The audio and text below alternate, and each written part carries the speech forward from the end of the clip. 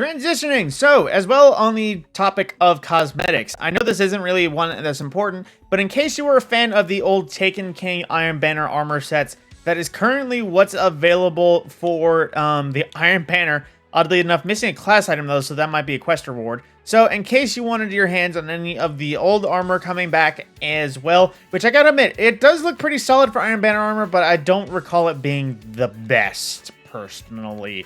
Technically, I still count the Rise of Iron armor, Iron Banner, technically. But, of course, you know, personal preferences. So, if you wish to get any of the old Iron Banner sets, that is still a thing now. But into Bright Dust. So, like I have warned, Dawning is over. So, all the Dawning stuff is gone. Will not be here until next year. So, in case you wanted any of those, sorry, they're gone for now. But as well, the regular rotation is back, so going into the Bright Dust store, as usual, on the front, we have Empirical Imperative, which, let's see how this looks. Ooh.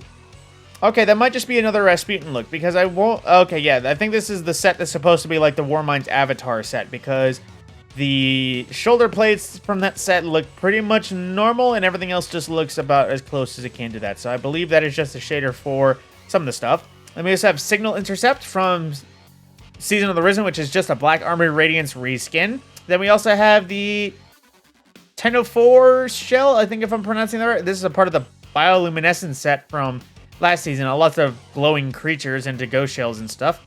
Then we also have the Spill the Tea emote from Season of the Hunt, which is, I guess, yep. I guess it's supposed to be Gossip emote. That looks weird in the transition. And into the main Bright Dust store, starting off with the flare as usual. We have Metropolitan Acoustics, which is a green and blue one, but at the same time, an odd green, especially on the Defiance of Yasmin there. It's almost like a foam green. Then we also have Reef Made from Season of the Drifter, which is a lot of pink, which is, I gotta admit, this doesn't look half bad. Because it's a very dark purple and pink, it doesn't look half bad. I won't lie. I'm kind of liking on Yasmin. Of course, that's always a weird shader. We also have Atlantic Rush, which is one of those ones that looks exactly like it should be. You would love to see this. You would probably see a boat or a swimsuit that looks like that, so Atlantic Rush is a good shade. Now, we also have Raven Silk from Season of the Plunder, which I gotta admit is one I did not see. But I'm pretty sure this is the shader to go along with the Catch Killer armor, if you don't know what it possibly is from. A bit rough looking, but if you wanted to make a old battle-hardened look for a Guardian, that's a good option. Into Transplants, we have the Siva entrance from Season of the Worthy, which has you popping out of a Siva node. I think that's what they were called. And from Bungie's 30th anniversary, we have Cellular Division, where, you know, you split off by mitosis. And then we also have the Dreaming Shimmer, which I believe is another reskin of an old thing, but just, you know, another color. Now, into the emotes, we have the Bad Scene from Season 15, which is that meme where the guy walks back into an apartment with pizza and everything is on fire and just in chaos. I always forget where it's from. Then we also have Keeping Score emote from Season of the Hunt, which is, that. You just draw out a tally marks. And we have War-Torn Peregrine, which this one is from the Season of Hunt set. This is essentially the Battle-Worn or the Rough set, where it pretty much just looks like an old-fashioned D1 Sparrow, but a little haggard. Now, we also have the Simulation Cell from Season of the Dawn, which is your ghost looking like a simulation seed, if you remember what those are from Mercury, when we had Mercury. And, as well, I will be checking with all of our classes, but at the same time, for Titans, you have the Titan Ramparts ornament, which is Novo Parapet, which I'm not gonna lie. To me, I know it's unshaded, it looks like dirt, but I will applaud anyone that can actually make this look good.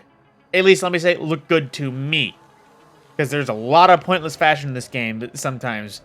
But of course, like I'm saying right now, I'll be checking on the other two characters, seeing exactly what they have for those characters. So if you don't, or if you're worried you won't see what's on Hunters, and you don't have access to it, there you go, now you can see it.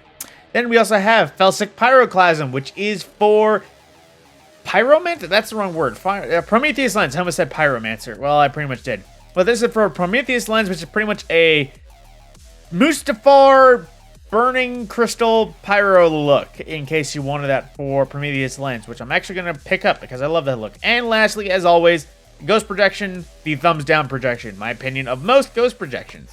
With that is all the cosmetics available at the Eververse store this week. Per the usual, by next week they will be gone. Whether or not they will be back for Bright Dust anytime soon is completely up to Bungie or whatever system they do to pick these things. So with that, my name is Matt Scorpion. I will see you in the next video.